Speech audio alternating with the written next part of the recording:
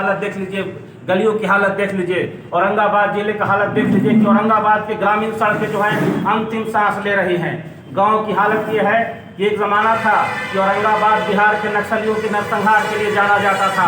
वो दिन दूर नहीं जब औरंगाबाद के गाँव में नली और गली के बहने को लेकर के नरसंहार और हत्या की खबरें आप लोग सुनिएगा।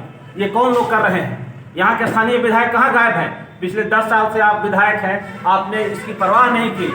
हमारे जो विधायक हैं, एक संस्कृत में कहावत है कि जस नाम तद गुना, कि जैसा नाम हो वैसा गुण है। जब ये पहली बार जीते तो लोगों को आनंद हुआ कि आनंद दे रहे हैं, और जब दूसरी बार जीते तो ये शंकर जैसा तांडव कर रहे हैं। औरंगाबाद में जितने तांडव की खबरें उनके फेसबुक पे और सोशल मीडिया पे चल रहा है, इतना तांडव अगर वो विधानसभा में कर दिए होते तो औरंगाबाद का काया पलट गया होता। तो ऐसे आदमी को भी आप विधायक बना करके रखे हुए हैं, ये औरंगाबाद के लिए दुर्भाग्य की बात है।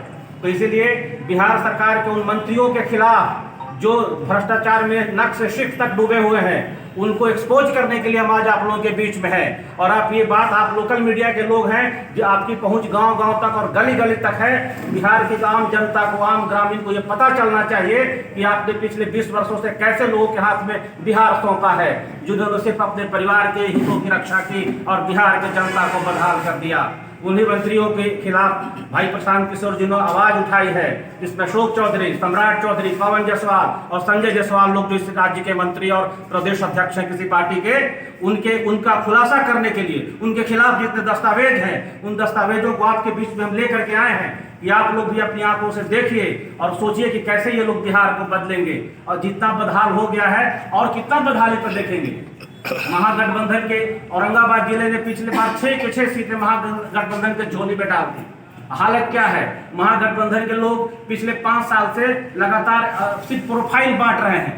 महागठबंधन के एक ऐसे मंत्री, एक ऐसे नेता हैं जिन्होंने आज तक बिहार में एक भी चुनाव नहीं जीता, लेकिन अपने आप को भावी डिप्टी सीएम घोषित करके घूम रहे हैं। तो ये प्रोफाइल तो बांट रहे हैं, लेकिन बिहार के विकास की चिंता इन्होंने नहीं की। ठीक है, आपको बिहार की जनता ने सत्ता में बैठने के लायक नहीं समझा, लेकिन आप किसी क्षेत्र के विधायक तो थे, आप किसी क्षेत्र के सांसद तो थे।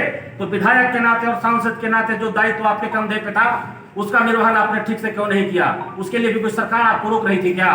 तो ये सब भाई भतीजाबाद और बंडर बांट में जो बिहार की सत्ता और विपक्ष के लोग लगे हुए हैं, उनकी भारत की जनता और लोकतंत्र के बीच में एक ऐसा कड़ी है जो हमारी बातों को वहां तक पहुंचा सकती है और उनकी समस्याओं को हमारे बीच में ला सकती है। इसलिए आप सभी भाइयों को यहाँ बुलाया गया है कि आप इस देश की जनता को, इस जिले की जनता को आप बताइए कि भाई देखिए, आपने जिसको पिछली बार वोट दिया था उनकी संपत्ति कितनी बढ़ गई, वो कहाँ से शुरू किए थे और कहाँ पहुँच गए। भ्रष्टाचार मुक्त की जहाँ तक आप बात कर रहे हैं, तो कौन ऐसी पार्टी है आज के समय में कि जो भ्रष्टाचार में लिप्त नहीं है? करीब करीब खबरें हमेशा आती है। एग्जैक्टली, हम भी तो यही कह रहे हैं कि भाई आपने इसका सिस्टम, संसदीय प्रणाली ऐसा कर दिया है कि जो भी जाएगा वो उसमें लिप्त हो जाएगा। हम उसी को बदलने के लिए आए हैं। इसलिए जन सुराज पार्टी इस बात को लेकर के चल रही है कि हम 4 बार चुनाव हारने को तैयार हैं, लेकिन हम दारू पिला करके, पैसा खिला करके और मीट और मटन खिला करके जनता से वोट नहीं लेंगे। तो जब हम जनता से पैसा खिला करके वोट नहीं ले रहे हैं, तो हमको अलग से पैसे की जरूरत क्या है? और जो जितनी पार्टियां हैं आप देख लीजिए, कुछ लोग राजनीतिक तौर पर रिश्वत दे रहे हैं। चुनाव के एंड इवनिंग में आप 10,000 रुपये महिलाओं को रोजगार करने के लिए दे दिए। 10,000 में कोई रोजगार हो जाएगा क्या? ये एक तरह से राजनीतिक रिश्वत है जो बिहार सरकार के द्वारा दिया गया है। तो कुछ ऐसे लोग हैं जो राजनीतिक रिश्वत देते हैं और कुछ ऐसे लोग हैं जो डायरेक्ट रिश्वत देते हैं। हम उसी व्यवस्था को बदलने के लिए आए हैं। हम हारने को तैयार हैं, हम विधायक बनने नहीं आए हैं, हम बिहार बदलने आए हैं। 10,000 रुपये महिलाओं को देने की जो आप बात कर रहे हैं कि रिश्वत की तरह दे रहे हैं, लेकिन रिश्वत नहीं, इसको तो लोन कहा जा रहा है। विपक्षी जो कहता है कि लोन है, ये लीगल रिश्वत है। उसके बाद 2 लाख दिया जा रहा है रोजगार करने। ये 2 लाख दिया जाएगा, पास्ट टेंस में, फ्यूचर टेंस में है। दिया जाएगा कि नहीं दिया जाएगा, इस पर भी कैसे बात करेंगे? जिस सरकार को आप भ्रष्टाचार में लिप्त कर रहे हैं, उसी सरकार को आपका प्रशांत किशोर जी ही लाए थे। नहीं, प्रशांत किशोर जी उस समय सरकार के पार्टी के नाते नहीं लाए थे, वो उनके यहाँ नौकरी कर रहे थे ना। कोई प्रशांत किशोर के फोटो पे थोड़े नीतीश कुमार को मुख्यमंत्री बनाया गया था। क्या लगता है चुनाव जीतने के बाद प्रशांत किशोर एनडीए और महागठबंधन का हिस्सा नहीं होंगे? अब तो हम ये मान के चल रहे हैं कि प्रशांत किशोर को किसी का हिस्सा बनने की जरूरत नहीं है। हम तो 243 में बहुमत लाने की बात कर रहे हैं, तो उनको हिस्सा बनने की जरूरत क्या है? बिहार की जो स्थिति है, आपको क्या लगता है कि सीट आ जाएगी 243 की 243?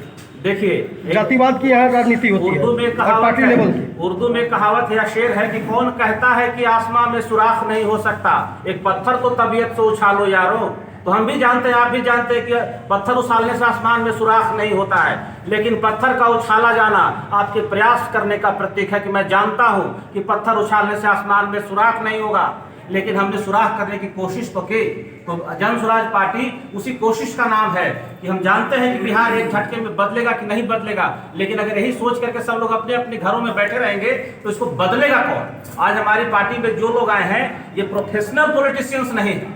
मैं दिल्ली यूनिवर्सिटी का प्रोफेसर हूं, हमारा काम रोड पे निकल करके बिहार बदलने का नहीं था, हमारा काम क्लासरूम में जाकर के समाज निर्माण करने का था। लेकिन एक शिक्षक अगर आज सड़क पर बिहार बदलने के लिए निकला है तो इसका उद्देश्य यही है कि जिसको बिहार बदलने की जिम्मेवारी दी गई थी उन्होंने अपना काम ठीक से नहीं निभाया था। और ये मगध की धरती है, इसी मगध की धरती पे आज से 2500 साल पहले एक शिक्षक आचार्य चाणक्य निकले थे और उन्होंने निरंकुश मगध साम्राज्य को, घनानंद को बदल दिया था। तो हम जब तक सिलेबस नहीं पूरा कर लेते हैं तब तक पढ़ाना नहीं छोड़ते हैं। तो जब तक ये बिहार बदलने का सिलेबस हम नहीं पूरा कर लेंगे तब तक इसे पीछे नहीं हटें। हम पॉलिटिक्स करने के लिए नहीं आए हैं, हमारे जितने प्रत्याशी हैं ये सब वेल एस्टेब्लिश्ड लोग हैं, डॉक्टर साहब हैं, इनका प्रोफेशन है डॉक्टरी करना, मुखिया जी खुद व्यवसायी हैं, मैडम का अपना व्यवसाय है, रमेश भाई का अपना व्यवसाय है। तो हम राजनीति में नहीं भी सफल होंगे तो अपने व्यवसाय में तो हम सफल लोग हैं। तो हम राजनीति में पैसा कमाने के लिए नहीं आए हैं, न अपना नाम कमाने के लिए आए हैं। हमारी यश, हमारी प्रसिद्धि पहले हमारे काम की वजह से बोल रही है। तो हम तो सिर्फ उन लोगों को, उन हजारों लोगों को जिनको झूठे सपने दिखाए गए आज तक और वो हाशिए पे ढकेल दिए गए, उस हाशिए पे ढकेले गए लोगों को मुख्य धारा में लाने की चेष्टा करने के लिए आए हैं। उसके लिए मेरा चेहरा आगे हो, इनका चेहरा आगे हो, इनका चेहरा आगे हो, ये मायने नहीं रखता है। आप अपना नाम बता दीजिए। अनिल, समर्थन करूंगा जन स्वराज पार्टी का, और प्रत्याशी नहीं बनाने के बाद भी पार्टी मेरे जिम्मे जो दायित्व देगी उस दायित्व का मैं A to Z निर्वहन करूंगा। और एक बात मैं और कह दूं कि प्रत्याशी नहीं बना तो मैं प्रत्याशी बना तो मैं खुश होऊंगा, और नहीं बनूंगा तो मैं बहुत खुश होऊंगा, क्योंकि दूसरे भाई के लिए काम करने का मौका मिलेगा। जो भाई भाई में कटुता का भाव हो गया है, अब देख लीजिए ना, औरंगाबाद जिले में जो एनडीए का टिकट का जो सवाल आप लोग देख ही रहे हैं कि राजा जनक ने सीता जी के विवाह के लिए शर्त रखा था कि जो शिव का धनुष उठाएगा उसी से सीता का विवाह होगा। औरंगाबाद में बीजेपी का टिकट जनक जी के धनुष की तरह हो गया है कि कितने बड़े बड़े महारथी लोग उसको उठाने में लगे हुए हैं, जो उठाएगा वही विजेता होगा।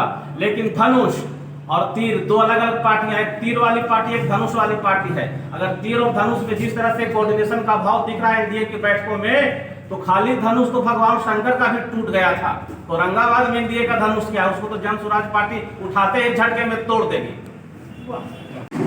की गया सबने यही कहा, लेकिन आप पर क्या गारंटी, जब तक क्यों माने कि आप बड़ा पवित्र हैं, आप बड़ा स्वास्थ्य आदमी हैं, हम कैसे? एक कहानी सुनाते हैं। एक आदमी सरकारी अस्पताल में दवाई लेने के लिए गया, दवाई लेने के लिए लाइन में लगा हुआ था। तभी उसके पास एक बाहर का आदमी आया, बोला कि भाई दवाई लाइन में क्यों लगे हो? तो बोला कि दवाई लेनी है। तो बोली कि दवाई लेनी है तो 200 रुपये दो, मैं दिलवा दूंगा। बोला कि 200 रुपये किस बात की, दवाई तो फ्री में मिलती है। बोला कि फ्री में मिलती है तो जाके ले लो ना। तो उसके बाद उस आदमी के पास पहुंचा जो दवाई बांट रहा था, बोला कि साहब मैं दवाई लेने के लिए लाइन में लगा हुआ था, एक आदमी आया और दवाई के बदले में 200 रुपये की मांग करता, उस पर कार्रवाई करिए। तो कुर्सी पर जो बैठा था दवाई बांटने वाली को बोलता है कि वो ठीक कहता है कि तुमको दवाई लेनी है तो 200 रुपये देने ही होंगे। बोले कि 200 रुपये किस बात की, दवाई तो फ्री में मिलती है।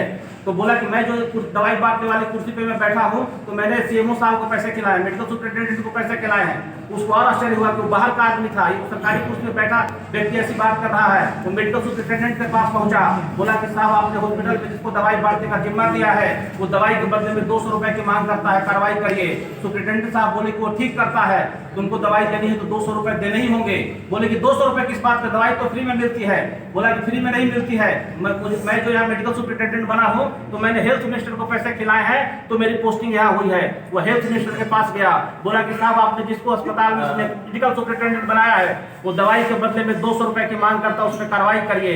मंत्री जी बोले कि वो ठीक कहता है, तुमको दवाई लेनी है तो 200 रुपये देने ही होंगे। बोला कि 200 रुपये किस बात की, दवाई तो फ्री में मिलती है। तो बोला कि जब हम चुनाव लड़ने गए थे तो तुमको दारू नहीं पिलाए थे, पैसा नहीं खिलाए थे, वो पैसा कहाँ से आया था? तो ये नीचे से ऊपर तक चक्र है। जब तक इस देश की जनता एक आदमी भरोसा नहीं करेगी यह ईमानदार आदमी है, तब तक ये चेन नहीं टूटेगा। तो एक बार जनता को हम पर भरोसा करना पड़ेगा। हम आपको वोट देने के लिए पैसा नहीं दे रहे हैं, लेकिन इतना भरोसा जरूर दिला रहे हैं कि जन स्वराज पार्टी की सरकार बनेगी तो किसी आम जनता को किसी भी सरकारी लाइन में 1 रुपया भी नहीं देना पड़ेगा। और जिस दिन देना पड़ेगा उस दिन हम समझेंगे कि जन स्वराज सरकार की फेल्योर है। नहीं 11 को सीएम बनाने का उन्होंने घोषणा भाई ऐसा है, हर आदमी के पास अपना निजी पैसा है। मैं भारत सरकार का कर्मचारी हूँ, 2.5 लाख रुपए सैलरी मिलती है, तो 2.5 लाख रुपए में हम अपना जीवन यापन करेंगे तो उसको आप कहिए कि गलत पैसा है। तो उनका प्रोफेशनल काम है, लीगल पैसे से जिसका आप इनकम टैक्स चुकाते हैं उससे आप कुछ भी करिए, कौन मना करता है।